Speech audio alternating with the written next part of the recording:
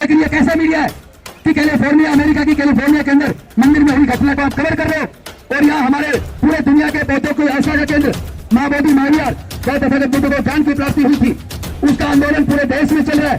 America के अंदर, England के अंदर, जर्मनी के अंदर, फ्रांस के अंदर, तमाम देशों में भी बौद्ध लोगों ने, अम्बेडकरवादियों ने माँ बोधि टेम्पल की मुक्ति का आंदोलन किया है।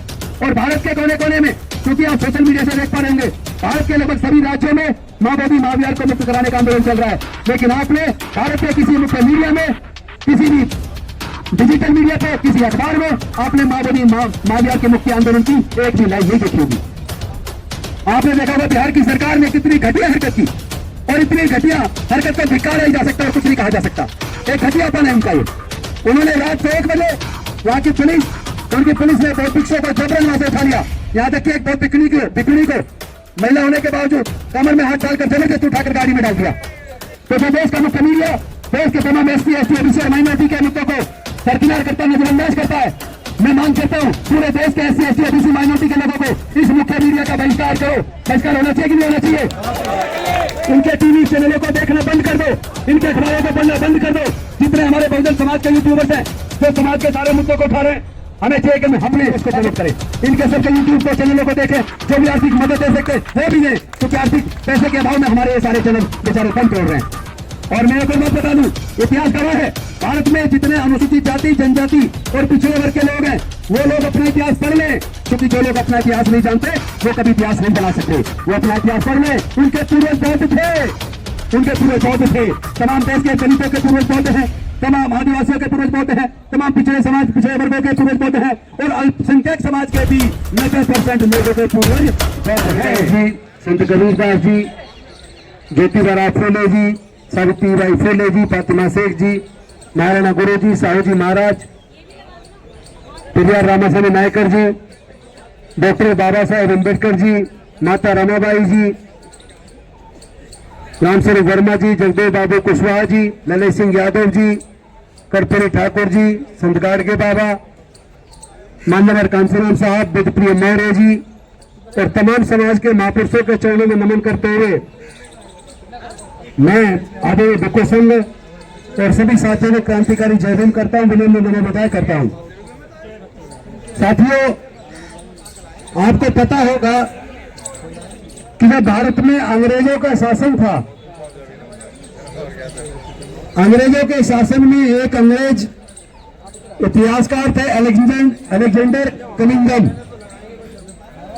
उन्होंने जब फाइयान, हुएनसांग और सिंह, इन सबके द्वारा जो बौद्ध साहित्य लिखा गया, बौद्ध इतिहास खोज के जो लिखा, उसको पढ़ने के बाद उन्होंने भारत में पूरे बौद्ध विरासत को खोजना शुरू किया।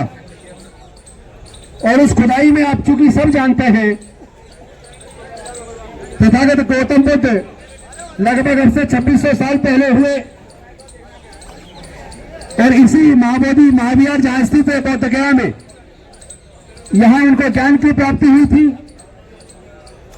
सम्राट अशोक ने उनकी याद में वहीं पर माँ बोधि महाविहार का निर्माण कराया था।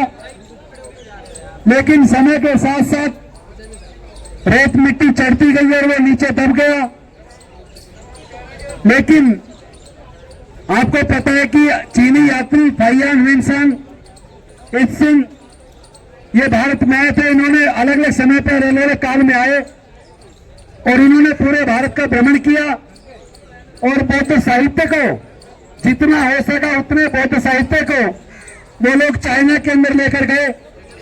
भैया डिस्टर्ब कर रहे हैं लोग, डिस्टर्ब ना करें प्लीज। उनको पता है कि वो जो साहित्य जो जला दिया गया, जो ब्राह्मणों ने 84,000 बौद्ध मठ तोड़वाए, बौद्ध स्तूपों को ध्वस्त किया, शिलालेखों को ध्वस्त किया, हजारों बौद्ध भिक्षुओं की हत्या कराई। लेकिन समय के साथ साथ मिट्टी के अंदर वो बौद्ध विरासतें नीचे दब गई। लेकिन जब अंग्रेजों का शासन आया और वो सारा साहित्य, बौद्ध साहित्य जो भारत से खत्म कर दिया गया था, वो बौद्ध साहित्य चीनी यात्रियों के द्वारा सुरक्षित रखा गया तिब्बत के अंदर, चाइना के अंदर। और उसका अध्ययन करने के बाद अलेक्जेंडर कनिंघम जी ने जब भारत में उस विरासत को खोजना शुरू किया तो जगह जगह बुद्ध के अवशेष निकलने शुरू हो गए।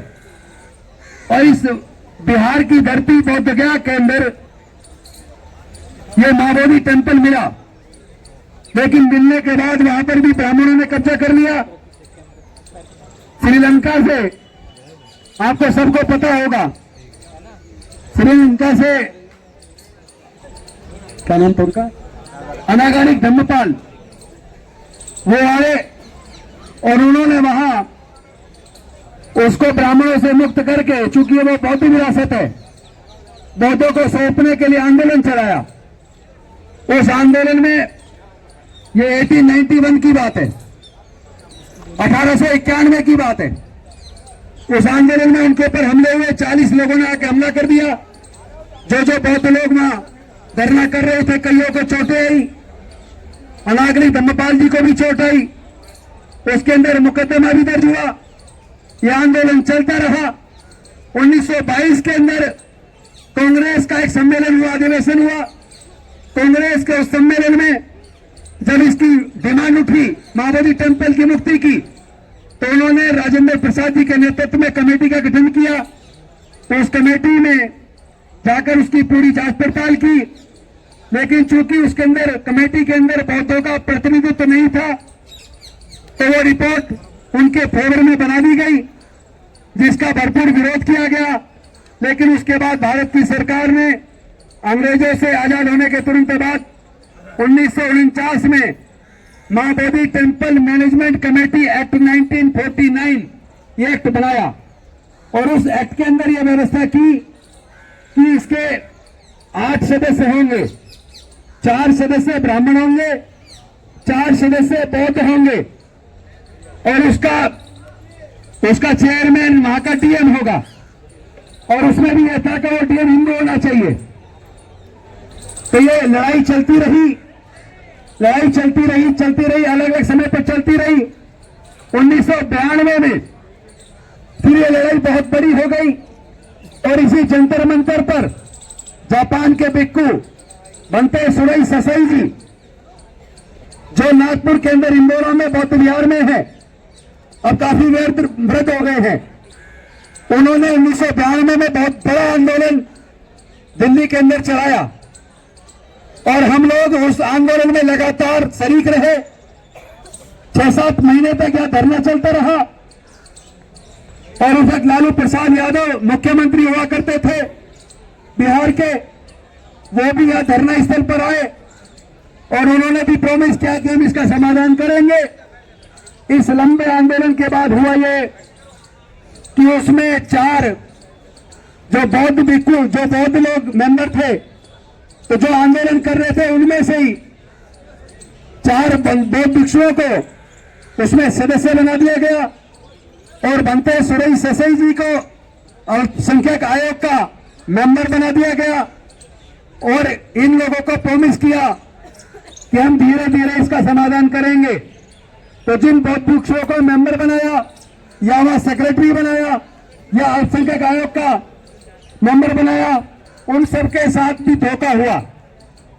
मैं नहीं चाहूंगा इस बारे में कोई बात हो कि पैसे का गबन क्या हुआ क्या नहीं हुआ, क्योंकि जितने भी आंदोलन चलते हैं उन आंदोलन में एक आध आदमी खराब हो सकता है, उसका जिक्र करके हम अपने आंदोलन को खराब नहीं कह सकते। आंदोलन कभी खराब नहीं होता, आंदोलन कुर्बानी मांगता है। उस आंदोलन में भी कुर्बानी दी गई है, लंबे समय तक आंदोलन चला है। और उसके बाद बनते सुरई सचाई जी ने सुप्रीम कोर्ट में केस डाला। आज तक केस डिसाइड नहीं हो पाया। इसी दौरान एक आईएएस ऑफिसर थे दार्जिलिंग से, उन्होंने सन 2012 में माननीय सर्वोच्च न्यायालय के अंदर एक केस डाला महाबोधि टेम्पल को मुक्त कराने का, और बुद्धिस्ट महाबोधि महाविहार मैनेजमेंट कमेटी एक्ट 1949 एक्ट को निरस्त कराने का उन्होंने केस डाला।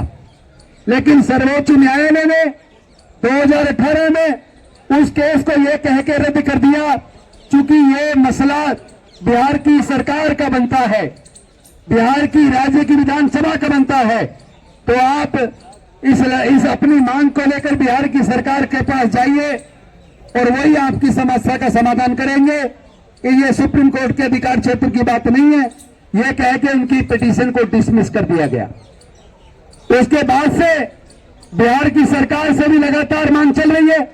अभी तकरीबन 8 महीने पहले इंडिया बुद्धिस्ट जो फोरम हमारा बना हुआ है, ऑल इंडिया बुद्धिस्ट फोरम, उसके माध्यम से हम कई लोग मिलके अल्पसंख्यक आयोग में गए, उनके चेयरमैन तमाम मेंबर से मिले और हमने उनसे निवेदन किया कि आप माधवी टेम्पल को मुक्त कराने के लिए बिहार की सरकार से बात कीजिए। उनके चेयरमैन ने हमें प्रॉमिस किया कि हम वहीं पे बिहार की सरकार से मिलेंगे, मीटिंग कराएंगे, और वहां वो गए भी, मीटिंग भी कराई।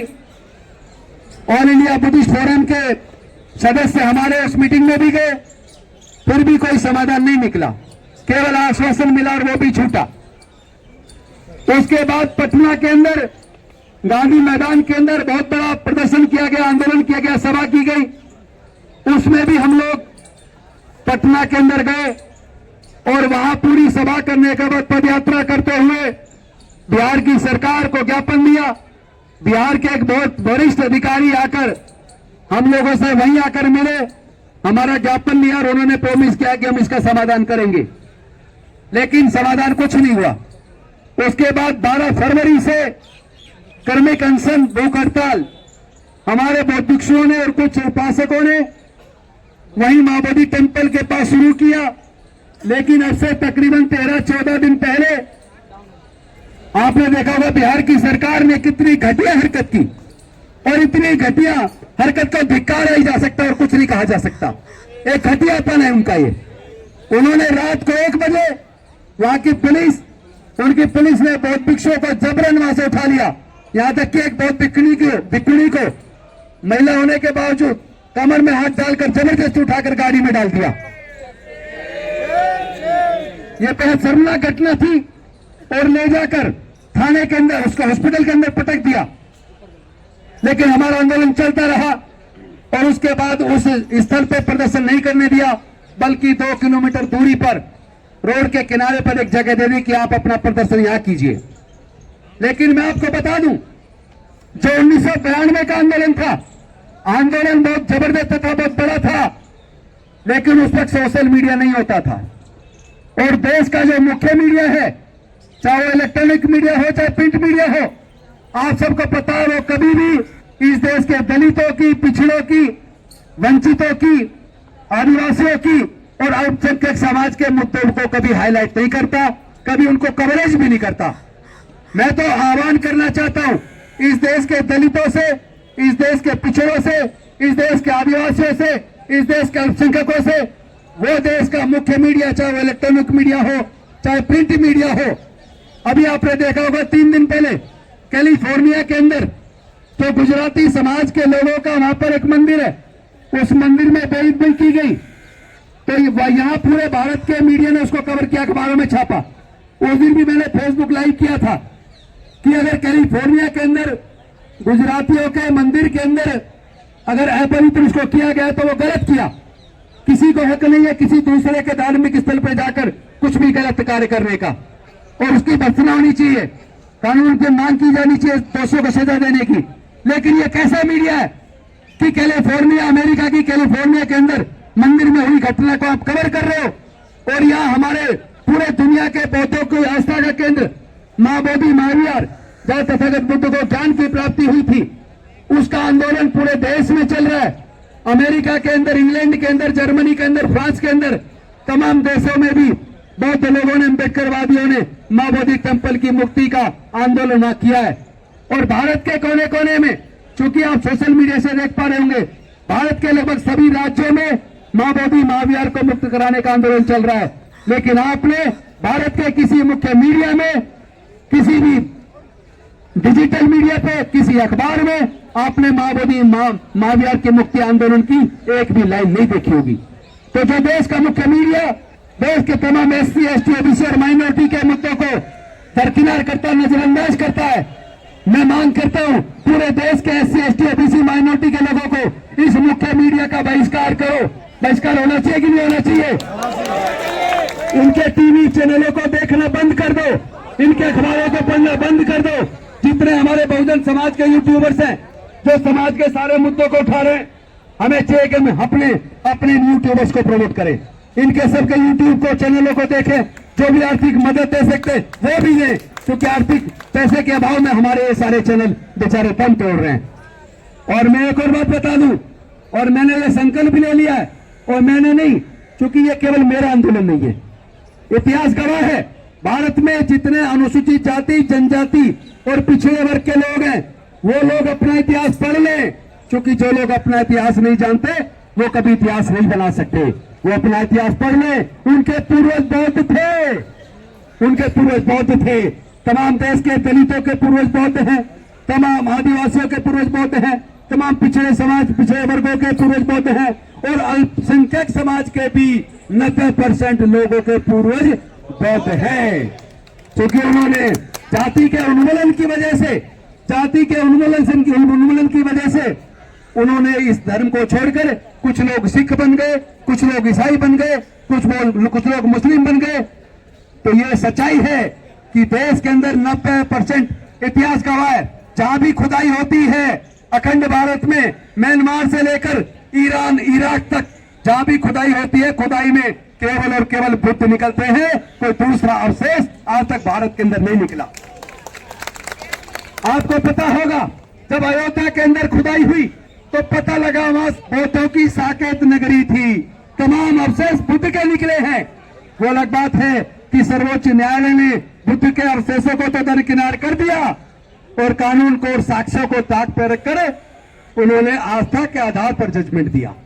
आपने देखा होगा पिछले दिनों हमारे देश के पूर्व मुख्य न्यायाधीश DY चंद्रचूड़ जी का वो बयान आया था, जिसमें उन्होंने कहा था कि जब ये सुनवाई के लिए हमारे पास केस आया बाबरी मस्जिद वाला, तो मैंने भगवान के सामने में बैठ गया और मैंने उनसे सलाह ली, क्या करूं? अरे भाई, तुम्हें सलाह उनसे ले लेनी जो है नहीं। आपको सलाह भारत का संविधान दे रहा है, आपको कानून दिया गया कि इस कानून के हिसाब से आपको जजमेंट देनी है, साक्ष्यों के आधार पर आपको जजमेंट देनी है। लेकिन भारत का अगर मुख्य न्यायाधीश साक्ष्यों को ताक पर रखकर और देश के संविधान को ताक पर रखकर अगर आस्था के ऊपर आधार पर जजमेंट देता है तो वो भी दमनकारी या न्यायकारी है, वो न्यायिक अधिकारी होने के काबिल नहीं है। ये शर्मनाक है। वैसे अगर कंटेम्प्ट ऑफ कोर्ट मेरे खिलाफ हो जाए तो मैं तैयार हूं, इसलिए तैयार हूं क्योंकि हमें शर्म आती है कि एक तरफ हम कहते कि मैं बुद्ध के देश से आया हूं, भारत बुद्ध की भूमि है, हमने दुनिया को युद्ध नहीं बुद्ध दिए। अरे अगर बुद्ध दुनिया को दिए और भारत दुनिया में बुद्ध के देश के रूप में जाना जाता है, तो फिर बुद्ध की पूरे दुनिया के बौद्धों की आस्था का केंद्र महाबोधि महाविहार के उस महाविहार के अंदर उसमें 4 पंडे क्यों? और उसका जो मुख्य पुजारी है महंत, वो भी ब्राह्मण है, और उसमें एक्ट में लिख दिया, उसके बाद उसके बेटे, उसके बाद उसके बच्चे वही बनते रहेंगे। दादागिरी है क्या? ये दादागिरी नहीं चलेगी। हम लोग बौद्ध लोग हैं, हम लोग हाथ जोड़ के काम चलाते हैं, लेकिन अगर आप नहीं मानोगे तो हाथ जोड़ने के साथ साथ हाथ मरोड़ने का काम भी हम करेंगे, हाथ मरोड़ने का काम भी करेंगे, और तोड़ने की जरूरत पड़ी तो हाथ को तोड़ भी देंगे। हम तो चाहते हैं कि शांतिपूर्वक तरीके से आप हमारी इस डिमांड को पूरा कर दो। और एक और बात बता दूं, अभी तो हम सब की तरफ से, पूरे दुनिया के बौद्धों की तरफ से, भारत के बौद्धों की तरफ से अभी हम बात कर रहे हैं महाबोधि महाविहार को मुक्त करने की, बौद्धों को सौंपने की, Buddhist temple management committee act 1949 act को रद्द करने की। अगर आप हमारी सरकार, हमारी जायज डिमांड को नहीं मानते, क्योंकि किसी ईसाइयों के किसी चर्च में ईसाई से अलग किसी दूसरे धर्म का व्यक्ति मैनेजमेंट कमेटी में नहीं हो सकता, गुरुद्वारे के अंदर सिखों से अलग किसी दूसरे धर्म का आदमी मैनेजमेंट कमेटी में नहीं हो सकता, मस्जिद के अंदर उसके संचालन समिति में मुस्लिम से अलग किसी दूसरे धर्म का आदमी नहीं हो सकता, हिंदुओं के मंदिरों के अंदर भी किसी दूसरे धर्म का आदमी उसकी मैनेजमेंट कमेटी में नहीं हो सकता। तो फिर हमारे महाबोधि महाविहार के एक्ट मैनेजमेंट कमेटी के अंदर चार पंडे क्यों? तो ये ब्राह्मण धर्म की साजिश है। और मैं निवेदन करता हूं भंते जी आपसे भी, बाकी लोगों से भी, आप हिंदू धर्म बोलना बंद करो।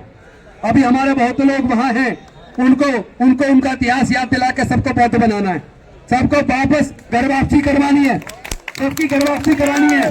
अपने सांस्कृतिक विरासत, अपनी पूर्वजों की सांस्कृतिक विरासत को एक एक को खोज के निकालेंगे, हम छोड़ने वाले नहीं है।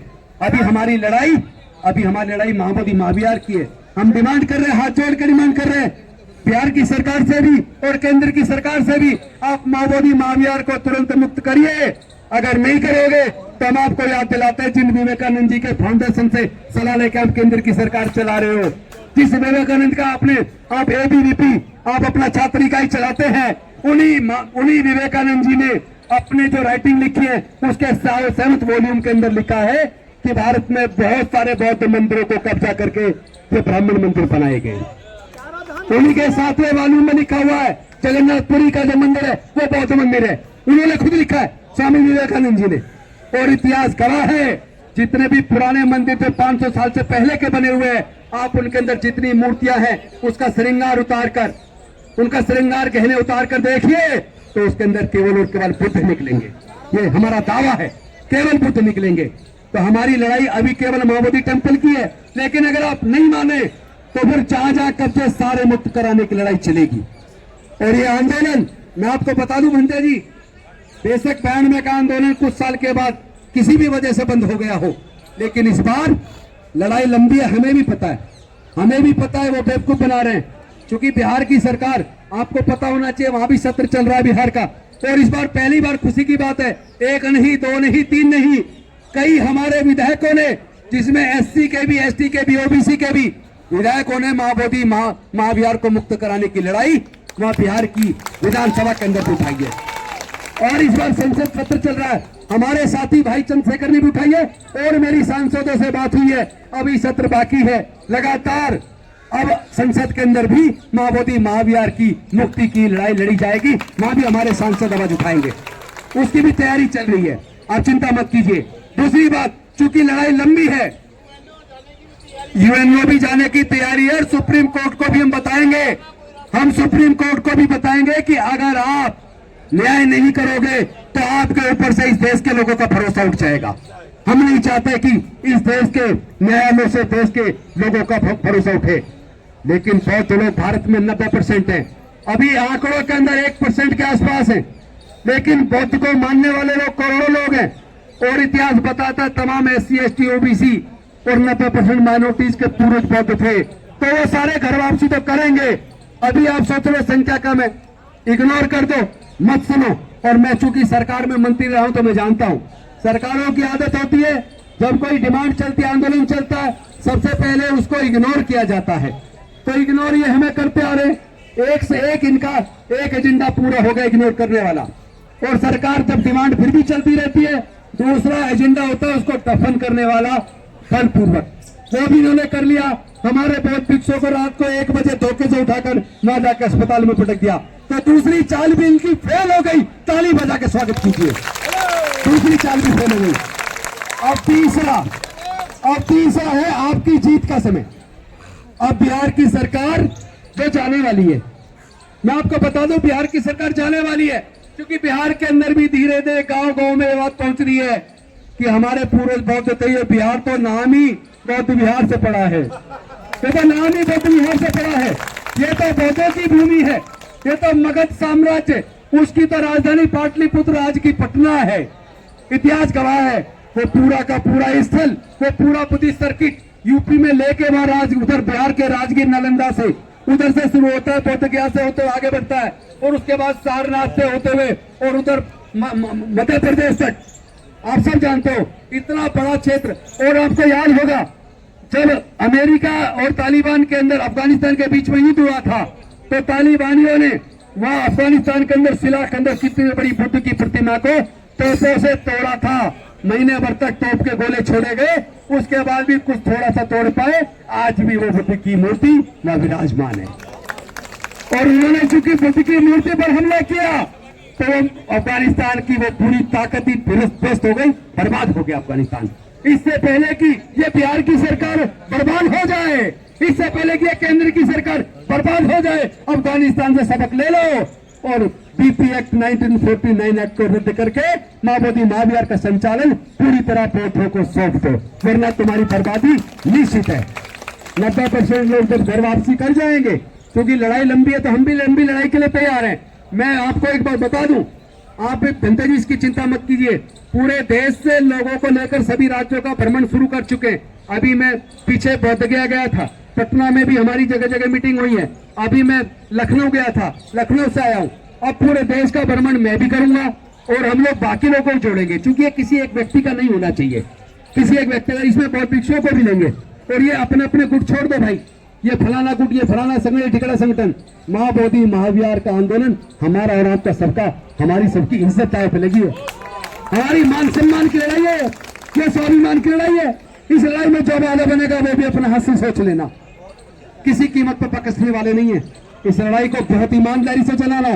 बीच बीच में कोई आदमी छोटी मोटी गड़बड़ी कर सकता है, पैसे का कोई छोटा मोटा गबन करेगा, लेकिन मैं चाहूंगा भंते जी कभी भी मंच पर जब कभी आंदोलन चल रहा हो, कभी भी इस तरह की बातें नकारात्मक ना करें। नकारात्मक के लिए दूसरे स्थान है, इसको तो आप आंदोलन बनाने वाली, उत्साह बढ़ाने वाली बात करें। और मैं बता रहा हूं, हम टीम बहुत बड़ी बनाएंगे, हर राज्य से प्रतिनिधि लेंगे और उसके बाद पूरे भारत का भ्रमण करेंगे। पूरे भारत के अंदर अभी आपको जल्दी ही तारीख की घोषणा की जाएगी, जिसमें पूरे भारत के जितने जिले हैं तमाम जिलों में धरना चलाया जाएगा। एक एक करके चरणबद्ध तरीके से इस आंदोलन को लगातार तेज किया जाएगा। किसी भी कीमत पर, चाहे हमें राजनीति छोड़नी पड़े, जिंदगी भर का संकल्प लेना पड़े, हम चुनाव ना लड़ने का भी संकल्प लेना पड़े तो लेंगे, तो भी लेंगे। लेकिन हम पूरे भारत में घूम घूम के तमाम पौधों को निकाल के, ईमानदार लोगों को ढूंढ ढूंढ के एक ऐसा आंदोलन तैयार करेंगे कि ये भारत की सरकार घुटने पे आकर रेंगते हुए आपकी डिमांड को पूरा करेगी। ये मुझे भरोसा है, ये मुझे भरोसा है।